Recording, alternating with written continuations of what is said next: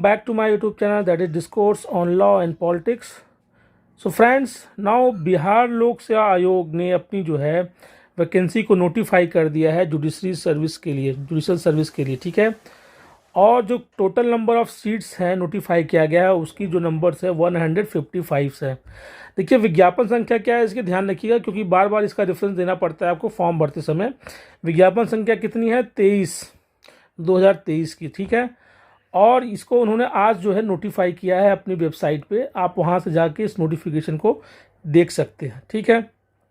ये जो नोटिफिकेशन है कैसे अप्लाई करना है इसके बारे में दिशा निर्देश जो भी डायरेक्शंस हैं आपको इस वेबसाइट के पे मिलेगा www.bpsc.bis.nic.in पे, ठीक है। टोटल नंबर ऑफ सीट्स 155 है। और ये जो आवेदन है इसके लिए जो अप्लीकेशंस है वो क्या है, ऑनलाइन के थ्रू ये जो है मांग रहे हैं आपसे, इनवाइट कर रहे हैं एप्लीकेशंस के लिए। तो ये ऑनलाइन के थ्रू जो है आपको अप्लाई करना है यहाँ पे। अब देखिए कैटेगरी क्या क्या है इसमें, कैटेगरी नंबर ऑफ सीट्स क्या है। तो पहला अनरिजर्व कैटेगरी है जो कि आप देख सकते हैं, इसमें टोटल नंबर ऑफ जो रिजर्व सीट्स हैं वो है 61, ठीक है। और अगर जो है 36 आरक्षण हॉरिजॉन्टल के हिसाब से देखा जाए तो महिलाओं के लिए कुल कितनी सीट है? 22 सीट्स हैं, ठीक है। EWS कैटेगरी के लिए आप देख सकते हैं यहाँ पे टोटल नंबर ऑफ सीट्स कितनी है? 15 है। और हॉरिजॉन्टल कैटेगरी में जो है वो है नंबर ऑफ सीट्स 4, ठीक है। आप फटाफट देख सकते हैं SC कैटेगरी के लिए नंबर ऑफ सीट्स जो है 29 है। And horizontal category for womens of SC they are 7 seats. For ST they have 2 seats and for women they have 1 seats.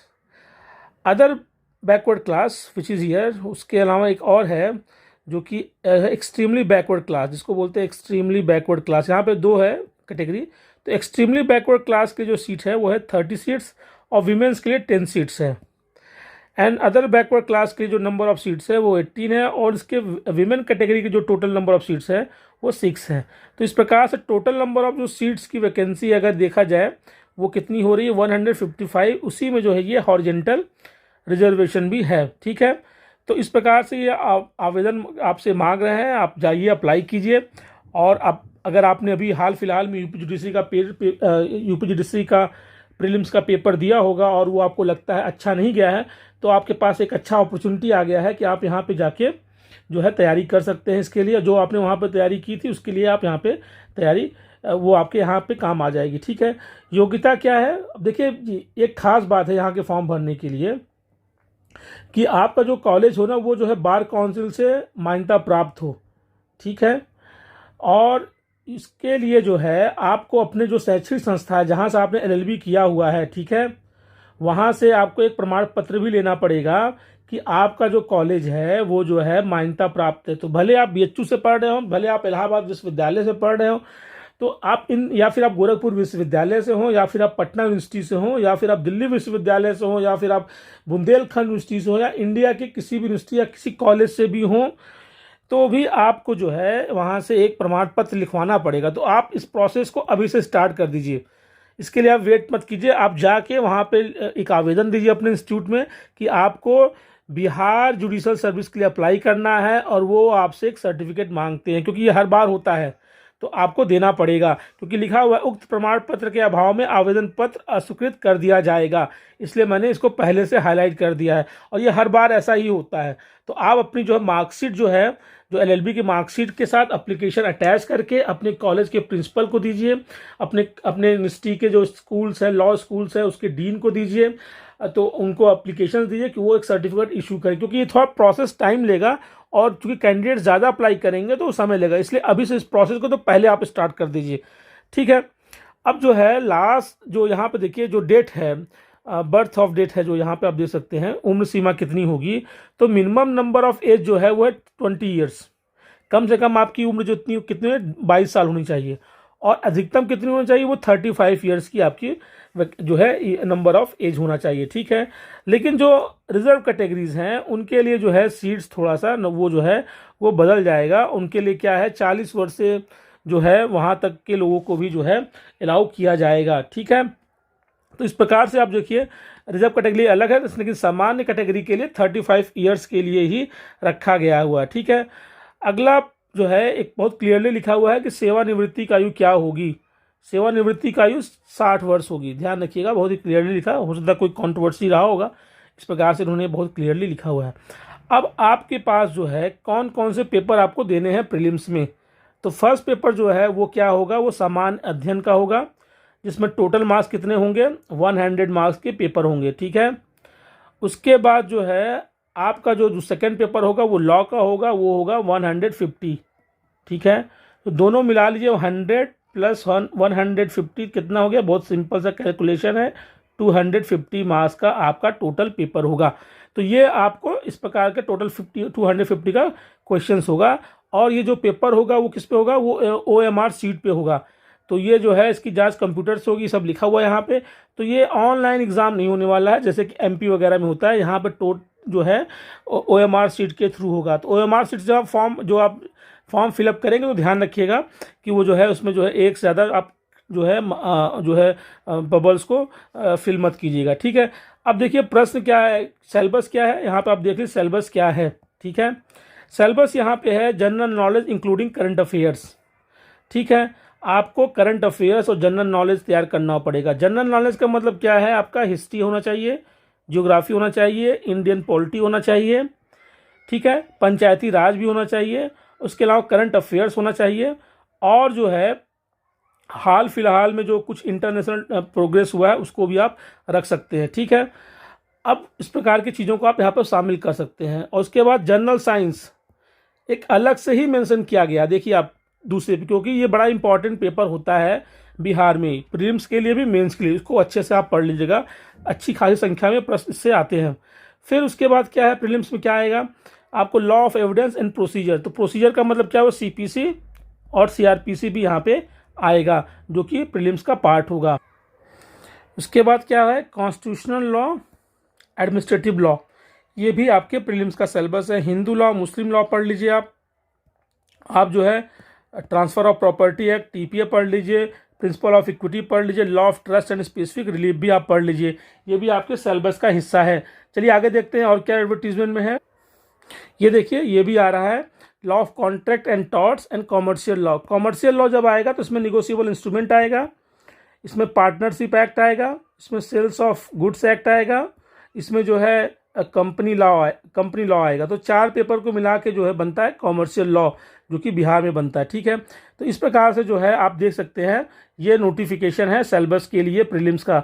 आगे देखिए क्या क्या है इसमें देखिए प्रारंभिक परीक्षा के बारे में और मुख्य परीक्षा के विषय में भी बताया गया है। तो ये जो है प्रीलिम्स के बारे में बताया गया हुआ है, यहाँ पे देख सकते हैं।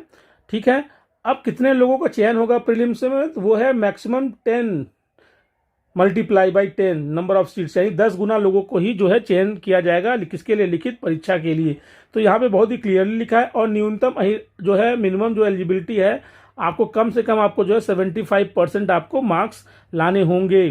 ठीक है, ये है अनारक्षित कैटेगरी के लिए, यानी अनरिजर्व कैटेगरी के लिए। रिजर्व कैटेगरी के लिए कितना है, 40%, इतना कम से कम आपके पास आने चाहिए, और आ भी जाएगा, ये कोई बहुत बड़ा प्रेशर वाली बात नहीं है, इतना आ जाता है। ठीक है, दोनों कैटेगरी के लिए। अब उसके बाद क्या होगा, फिर उसके बाद मुख्य परीक्षा होगी। जब मुख्य परीक्षा होगी तो वो जो है उच्च न्यायालय को जो अधिकार है कि वो अपनी सहमति से लिखित परीक्षा है तो किसी विषय का हरतांग निश्चित कर सकता है। तो ये जो है आप देख सकते हैं यहाँ पे इसके बारे में दिया हुआ है, मुख्य परीक्षा के बारे में।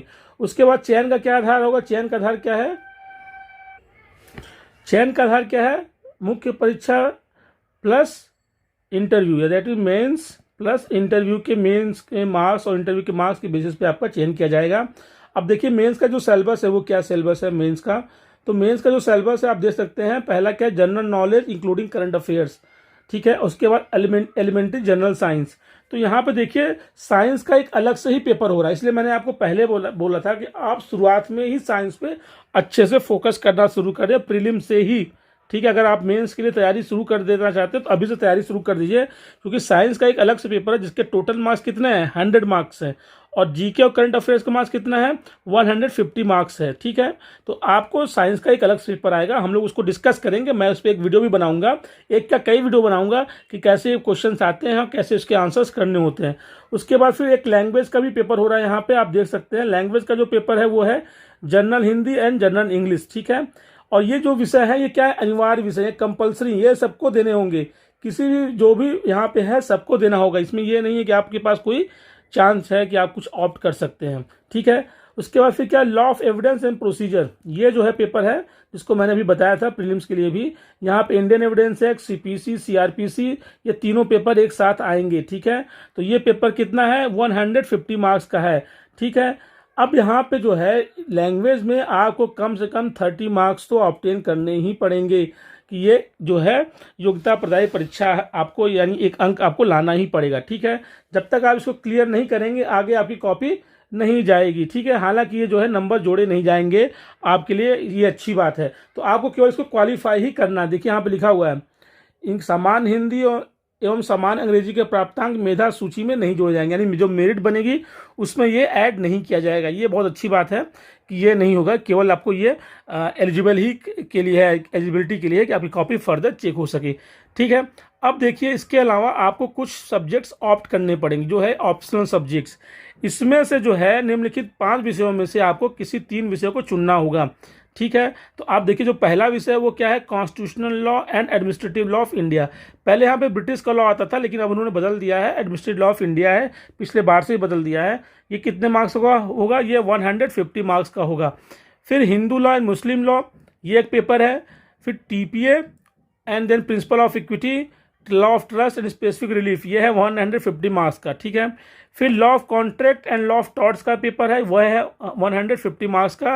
एंड कॉमर्शियल लॉ का पेपर है, वो है 150 मार्क्स का।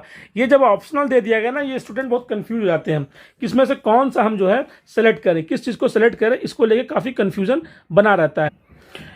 यहाँ पे जब ये बात आती है ऑप्शनल की, तो हमेशा इस बात को लेकर कन्फ्यूजन रहता है कि यहाँ पे जो है इसको कौन सा ऑप्ट करें, ये ऑप्ट करें, ये ऑप्ट करें, ये ऑप्ट करें, ये ऑप्ट करें। मेरा मानना है जो आपको अच्छा लगे उसके आपको आपके जिसमें कंफर्टेबल हो उसको आपको ऑप्ट करना चाहिए। इस पर हम लोग बाद में विचार करेंगे कौन सा विषय आपका ऐच्छिक होना चाहिए, लेकिन फिलहाल अभी आप प्रीलिम्स से फोकस करना शुरू कर दिए। और एक बात देखिए, जो आप प्रीलिम्स के लिए पढ़ रहे हैं वही आपके मेंस का भी सिलेबस है, तो अच्छे से प्रीलिम्स को पढ़िए, अच्छे से पढ़िए प्रीलिम्स के लिए भी, और जिससे कि जब मेंस की बारी आए तो उसको थोड़ा और मेहनत करें तो आपके मेंस में भी वो काम आ जाए, ठीक है।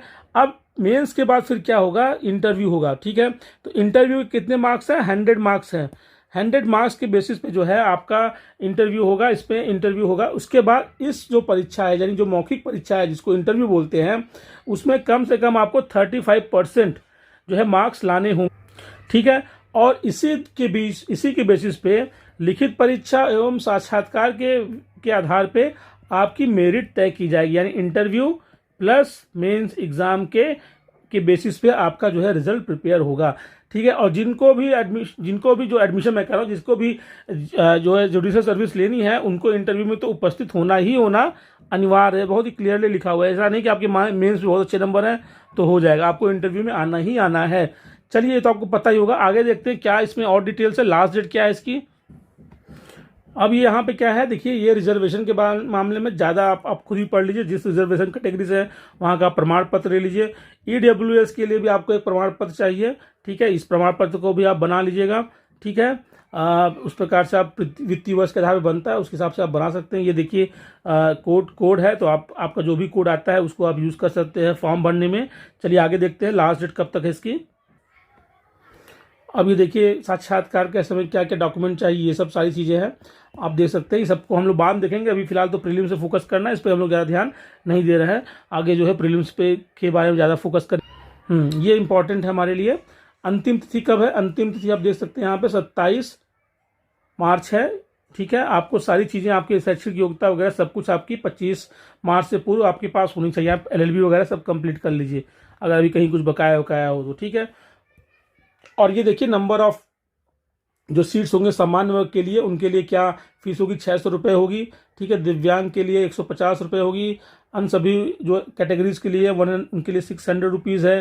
जो SC ST है बिहार के, उनके लिए जो है 150 सीट्स है, 150 रुपीज़ सॉरी।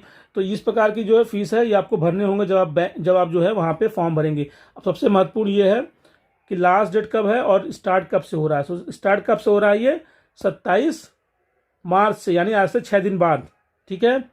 और ये कब खत्म होगा, पूरे 1 महीने तक फॉर्म भराया जाएगा। लेकिन मैं आपसे बोलूँगा वेट बिल्कुल मत कीजिए, आप तुरंत प्रोसेस स्टार्ट कर दीजिए। अपने संस्थान से जहाँ से आप LLB का किए हैं वहाँ पे एक एप्लीकेशन दीजिए कि आपका कॉलेज या स्कूल या लॉ स्कूल जो भी है वो मान्यता प्राप्त है, तो आपको तुरंत उसके लिए एप्लीकेशन देना चाहिए। ठीक है, आप वहाँ पर जाके एप्लीकेशन दे के उसको तुरंत जो है करिए। ठीक है, और इस प्रकार से जो है आपको फाइनल सबमिशन करना होगा। इस प्रकार से जो है सारी चीज़ें आपको पेमेंट करने के बाद आवेदन को फाइनल सबमिशन किया जाएगा। ठीक है, उसके बाद आपको कुछ समय मिलेगा, अगर आपको लगता है कुछ एडिट करना है तो 3 अप्रैल तक आप उसको एडिट भी कर सकते हैं फॉर्म भरने के बाद। तो ये सब कुछ बेसिक जानकारी है। ये केवल जो ये टोटल नंबर ऑफ जो एडवर्टीजमेंट है 8 पेज का है, तो हम लोग केवल उन्हीं बातों पर ध्यान देंगे जो हमारे लिए ज़्यादा इंपॉर्टेंट है। ये देखिए, आपको कुछ रिलैक्सेशन मिलेगा पेमेंट वगैरह के मामले में, उसके रिगार्डिंग ये इन्फॉर्मेशन है, तो इसको आप देख सकते हैं। सुधार परिवर्तन हेतु क्या कर सकते हैं, मोबाइल नंबर में कैसे सुधार करना है, सबके बारे में डिटेल्स जानकारी दिया गया है। तो हम लोग जो है कैसे फॉर्म भरेंगे, अगर मौका मिला तो उस पर भी एक वीडियो बना के आपके सामने लाएंगे। चलिए आगे देखते हैं। देखिए, ये जो अगला पेज लास्ट 7वां पेज है पूरे एडवर्टीजमेंट का, 8 पेज का टोटल एडवर्टीजमेंट है। उसमें देखिए आपको ध्यान रखना होगा कि जब भी आप फॉर्म भर लें उसकी हार्ड कॉपी ले लें, उसमें देख लें रजिस्ट्रेशन बार कोड है या नहीं है, सबमिटेड एप्लीकेशन नंबर है या नहीं है, इन सब चीज़ों को ध्यान से देख लें। अगर ये सब चीज़ें हैं तभी आप उसको एक्सेप्ट करिए, उसको डाउनलोड करके सबमिट अपने पास रख लीजिए। ठीक है, इस प्रकार से आप अपने पास रखिए, क्योंकि बाद में आपके लिए बहुत काम आएगा। जब आप जो है आयोग आपसे मांगेगा तो आपके लिए आवश्यक होगा। ठीक है, तो इस प्रकार से डैशबोर्ड पर जाके डाउनलोड फील्ड एप्लीकेशन सेक्शन से भरा हुआ जो आपके पास आएगा वहाँ पर क्लिक करके आप हार्ड कॉपी ले सकते हैं। तो आप इस वेबसाइट पर जाके सारी डिटेल्स है, वहाँ से आप फॉर्म भर सकते हैं। तो इस प्रकार से ये रहा बिहार सर्विस का जो बिहार पब्लिक सर्विस कमीशन का जो है जुडिशरी की वैकेंसी आ गई है, और आपके लिए जो है समय शुरू हो गया है। अब आप बिल्कुल वेट ना कीजिए, जो गलती आपने यूपी के प्रिपरेशन में की उसको दोहराइए मत। अगर आप सिर्फ इसी का वेट कर रहे हैं तो यूपी का प्रिपरेशन आपने बिल्कुल नहीं किया था, तो वो समय आ गया जिस घड़ी का आपको इंतजार था। तो आप अपने सपनों को पूरा करने के लिए बिल्कुल अभी से लग जाइए। जो कुछ भी आपके लिए बुक्स हैं, गाइड्स हैं, या फिर जो आप रेफर करना चाहते हैं, स्टार्ट कीजिए, पढ़िए, अपडेट कीजिए, करंट अफेयर्स ऑपरेट कीजिए, और हमारे चैनल को जरूर सब्सक्राइब कीजिए, क्योंकि आपको ऐसे वीडियोस मिलते रहेंगे, अपडेट्स आपको मिलती रहेंगी और भी वैकेंसीज के बारे में। और हम लोग BPSC या बिहार पब्लिक सर्विस कमीशन के जुडिशरी वैकेंसी के लिए जो है जो पिछले साल के पेपर्स है उसको डिस्कस करेंगे, और हम लोग मॉक टेस्ट भी करेंगे। तो आप सबसे मेरा रिक्वेस्ट है, please subscribe my channel and like this video if you found it as a fruitful. So thank you everyone. We will meet with another video very soon. Thank you.